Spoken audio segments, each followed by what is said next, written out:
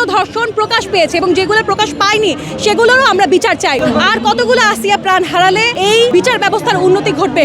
বাংলাদেশ এটা সবসময় থেকে গেছে। আইন শৃঙ্খলা যে প্রশাসনগুলো রয়েছে তারা এখন খুবই ভঙ্গুর হয়ে পড়েছে, খুবই উইক হয়ে পড়েছে। একজন ধর্ষককে ধরে ফাঁসি দিতে হবে। ধর্ষকের বিচার 3 মাস মানে 90 দিনের মধ্যে বিচার কার্যক্রম করতে হবে। ধর্ষণের বিরুদ্ধে আমাদের একটা বড় প্ল্যাটফর্ম এবং বড় আন্দোলনের দিকে আমাদের যেতে হবে। প্রতীকটাই হচ্ছে যে আমাদের ধর্ষকের প্রতি যে ক্ষোভটা, সেই ক্ষোভ প্রকাশের জন্য লাঠি হচ্ছে একটা প্রতিচ্ছবি। এবং এই মুহূর্তে আমরা ধর্ষণের প্রতিবাদে আন্দোলন করছি, বিক্ষোভ করছি এবং মাঠে নেমেছি। এবং যতক্ষণ না আমরা ধর্ষকদের, যেহেতু একটা দুইটা ধর্ষণ হয়নি, এই পর্যন্ত অগণিত ধর্ষণ প্রকাশ পেয়েছে এবং যেগুলো প্রকাশ পায়নি সেগুলোরও আমরা বিচার চাই। প্রতিটা ধর্ষণের যতক্ষণ আমরা বিচার পাচ্ছি তার আগ পর্যন্ত আমরা আমাদের প্রতিবাদ জারি রাখবো। আর কতগুলো আসিয়া প্রাণ হারালে এই বিচার ব্যবস্থার উন্নতি ঘটবে তা ভেবে আমরা সত্যি হতাশ এই মুহূর্তে। কারণ আজকে আমরা প্রথম এই ধর্ষণের আন্দোলন বা বিক্ষোভ প্রতিবাদ করছি না, 2020 সাল থেকে আমরা ধর্ষণের বিরুদ্ধে প্রতিবাদ করে আসছি। আপনি যদি আমাকে ব্যক্তিগতভাবে জিজ্ঞেস করেন, আমি যদিও কোনো রাজনৈতিক দলের সাথে জড়িত নেই, আমি ক্লাস 6-7 থেকে বিক্ষোভ সমাবেশে আসছি। আমি তো কোনো রাজনৈতিক দলের হয়ে আসছি না, আমি আসছি সাধারণ শিক্ষার্থী হয়ে, আমি আসছি সাধারণ মানুষের হয়ে প্রতিবাদ করতে। তাই প্রতিবাদ চাইলেই যদি শাহবাগী ট্যাগ দেওয়া হয় বা রাজনৈতিক কোনো দলের ট্যাগ দেওয়া হয় তাহলে বুঝতে হবে তাদের মধ্যে ঘাপলা আছে। প্রতিবাদ চাইলেই তাদেরকে যে তহমতগুলো দেওয়া হয়, যে ব্লেমগুলো দেওয়া হয়, সেগুলো এক একটা এক্সকিউজ ক্রাইম ঘটানোর জন্য।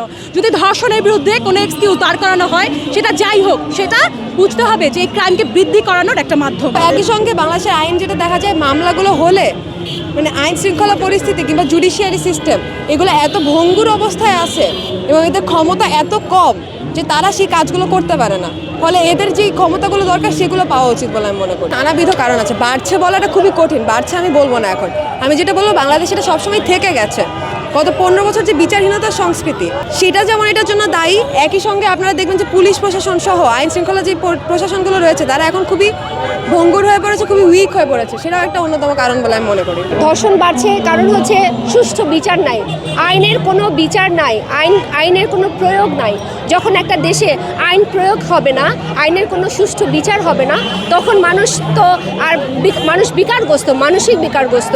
তারা কেউ খারাপ উদাহরণ দিচ্ছে, সেই খারাপ উদাহরণগুলো দিয়ে আমি ধর্ষকদেরকে ধাবা চাপা দিতে চাই না। যারা ধর্ষক তারা ধর্ষকই, তাদের কোনো ব্যাকগ্রাউন্ড নাই, তাদের কোনো কারণ থাকতে পারে না, তাদের একটাই পরিচয়, সেটা হচ্ছে সে ধর্ষক। একদম জ্বলন্ত একটা এক্সাম্পল দিতে হবে, একজন ধর্ষককে ধরে ফাঁসি দিতে হবে। হাইকোর্টে ধর্ষকের মামলা স্টে হয়ে থাকবে আর ধর্ষক ঘুরে বেড়াবে, এটা যদি হয় তাহলে ধর্ষণ তো বাড়তে থাকবে।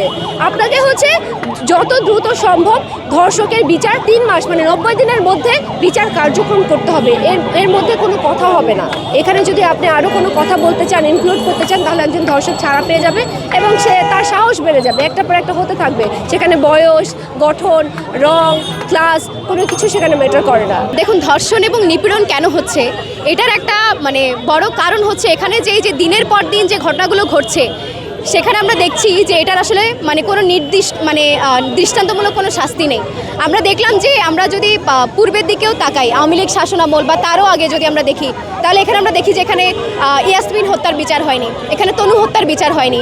আমার বোন আসিয়া গত কয়েকদিন ধরে যে হাসপাতালে জন্ম মৃত্যুর সাথে লড়াই করছে, তাহলে এই যে তার অপরাধকারীরা যে এখন আসলে কোনো শাস্তির আওতায় আসে নাই, তারা গ্রেফতার হয়েছে ঠিক, কিন্তু তারা কোনো শাস্তির আওতায় আসেনি। এবং আমরা দেখছি যে এই ঘটনাগুলো আসলে যাদের সাথে ঘটে তাদেরকে আমরা নানারকমভাবে ভিকটিম ব্লেমিং করে থাকি, কিন্তু যে এই ঘটনাগুলো যারা ঘটায় তাদের আমরা শাস্তির আওতায় আনতে দেখি না। রাষ্ট্র এটাকে যেভাবে পেট্রোনাইজেশন দিয়ে আসতেছে, তাহলে আমরা দেখলাম যে এখানে রাষ্ট্র আসলে এখানে একটা অক্ষম এবং তাদের আসলে কোনো সদিচ্ছা নেই এই ঘটনাগুলো তারা কোনো কিনারা করতে পারে। ফলে এই কারণগুলোর কারণে ধর্ষণের ঘটনা একের পর এক ঘটে আসছে। কারণ ধর্ষকরা এখানে তাদের মেন্টালিটি এমন তৈরি হয়ে গেছে যে তারা মনে করছে যে তারা যা ইচ্ছা তাই করতে পারবে, এর কোনো আসলে শাস্তি নেই। এবং আমরা এর প্রতিকার হিসেবে আমরা মনে করি যে জনগণ যেভাবে একটা গণতান্ত্রিক একটা ন্যায্য অধিকারের দাবিতে, একটা ন্যায্য ন্যায়ের দাবিতে জনগণ যেভাবে হাতে হাত মিলিয়ে একসাথে বিভিন্ন ধর্ম, বর্ণ, গোষ্ঠী এবং বয়স নির্বিশেষে সবাই যেভাবে আন্দোলন করেছে, ফলে আমরা মনে করি যে আন্দোলনের বিকল্প আসলে কিছু নেই। এবং জুলাইয়ে যেভাবে নারীরা এখানে আন্দোলন করেছে, আমরা মনে করি যে এই ধর্ষণের বিরুদ্ধে আমাদের একটা বড় প্ল্যাটফর্ম এবং বড় আন্দোলনের দিকে আমাদের যেতে হবে। এছাড়া আমরা আসলে কোনো প্রতিকার দেখতে পাচ্ছি না।